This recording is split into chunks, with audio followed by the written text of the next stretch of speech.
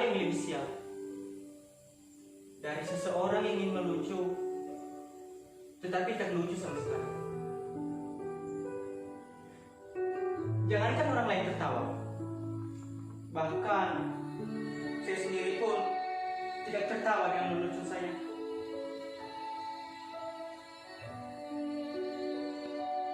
Mungkin kalian berpikir menjadi seorang badut adalah hal yang gampang untuk dilakukan. Tinggal berbuat kocak, lalu orang-orang akan tertawa. Kalau kalian menjadi saya, kalian akan mengerti bahwa tidak mudah membuat orang lain tertawa, apalagi ketika kamu tidak ingin tertawa. Lagi pula, di zaman orang yang mudah marah-marah dan mudah tersinggung, membuat lelucon bukanlah hal yang gampang. Bisa-bisa karena lelucon, kamu dipenjara karena merusak nama baik ataupun dianggap menghina.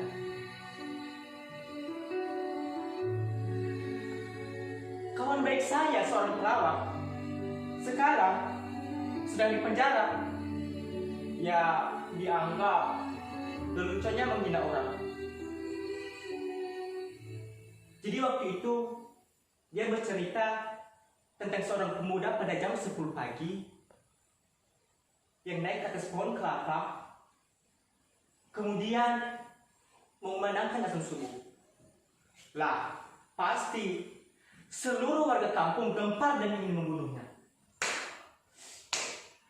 Hei kafir, turun kamu! Aneh, bagaimana kamu mengumandangkan azan subuh pada jam 10 pagi? Dasar kafir! Tetapi dengan santai pemuda itu menjawab,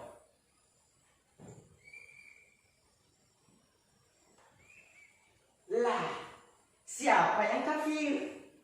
Tadi jam 4 saya sudah mengumandangkan azan subuh, tetapi satupun dari kalian tidak ada yang datang ke masjid. Siapa yang tidak taat? Siapa yang aneh? Siapa yang kafir?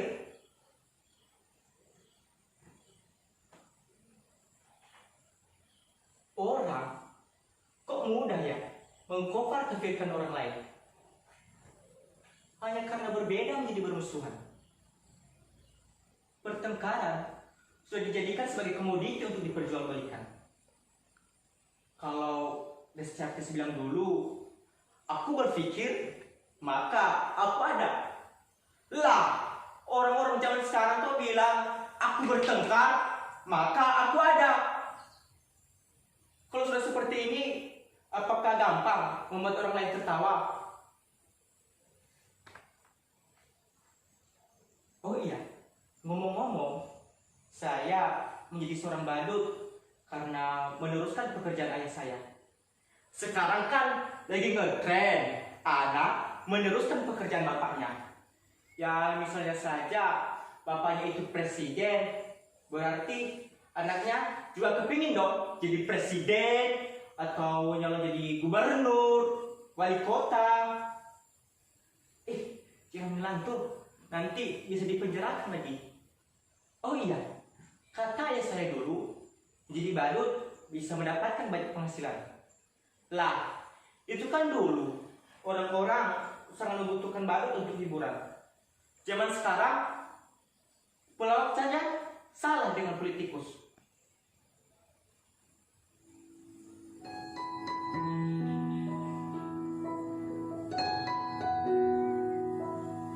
Mas.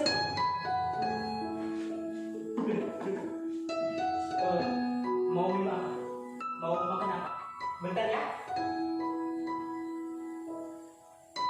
Apa? Kamu tidak lapar dan haus? Kebetulan di rumah juga tidak ada makanan dan minuman. Tetapi kita bisa pesan GoFood kok. Tapi kamu yang bayar ya. Dia ini Raisa pacar saya. Jangan gitu. Walaupun saya seorang badut, tetapi saya juga bisa fall in love kayak kalian. gimana? Cantik kan pacar saya? Namanya Raisa. Raisa Bayan.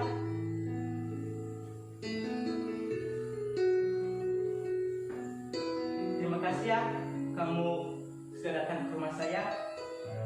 Saya pikir kamu tidak jadi datang. Ya, karena telah menemukan orang baru yang lebih tajir, lebih tampan, punya mobil. Tetapi ternyata kamu masih setia sama aku. Kamu pasti kangen ya sama aku. Aku juga. Tetapi jangan kangen berat-berat ya. Kangen itu tidak sanggup untuk kamu lakukan. Biar aku saja. Aku juga kangen kamu. Boleh aku peluk kamu? Boleh aku cium kamu?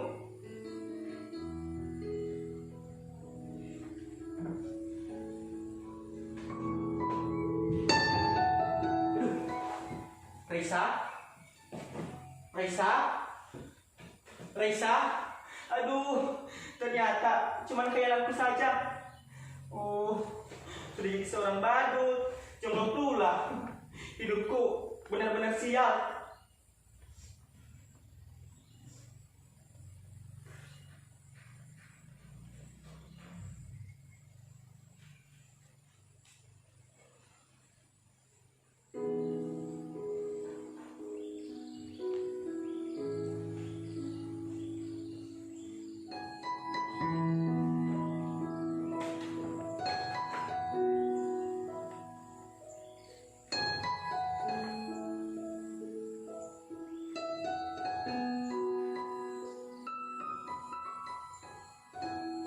Ih, kenapa kalian melihat saya seperti itu?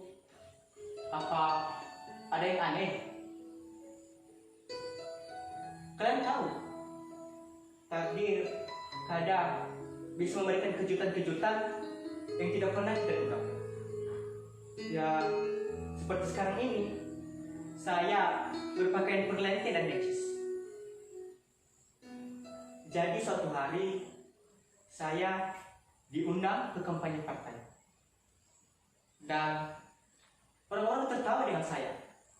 Padahal saya cuma menjentik-jentikkan jari, menggoyang-goyangkan bokong, lalu orang-orang tertawa. Saya diam pun, orang-orang makin tertawa terbahak-bahak. Mereka sangat menyukai tingkah bodoh saya. Sumpah, cuma waktu itu saya merasa menjadi orang paling bodoh sedunia. Dan setelah kampanye partai selesai, pemimpin dari partai itu pun datang menemui saya. Dia menjabat tangan saya. Kemudian dia bilang,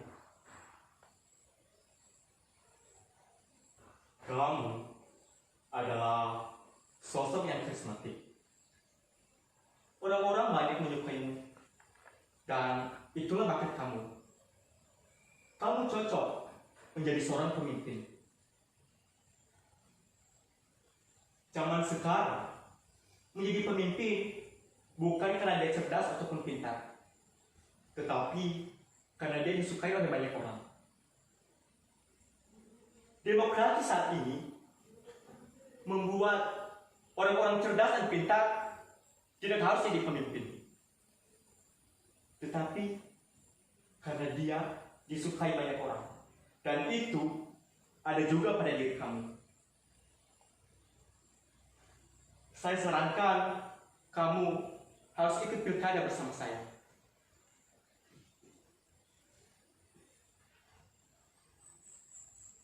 Lah, saya kok disuruh ikut pilkada? Bahkan pilkada sama pilkada pun saya tidak tahu apa bedanya. Tetapi orang bilang sih kalau pilkada itu tidak boleh dicoba-coba, tetapi pilkada boleh dicoba oleh anak-anak. Ya, saya pun terpaksa harus ikut. Saya juga aneh, padahal saya tidak punya ijazah. Tapi kata mereka, ijazah bisa dipalsukan. Bahkan kebenaran pun bisa untuk dipalsukan. Dan misalnya hidup saya pun menang dalam pilkada. Aneh memang, waktu saya jadi seorang badut, tidak satupun yang tertawa dengan saya. Lah, pada saat saya menjadi seorang pemimpin, orang-orang tertawa dengan saya.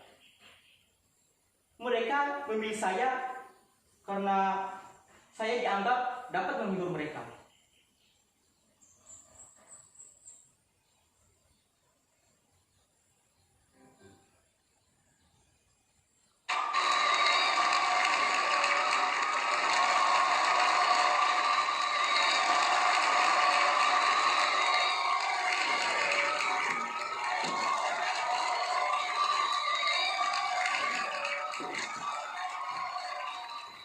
Saya ini badut yang sial.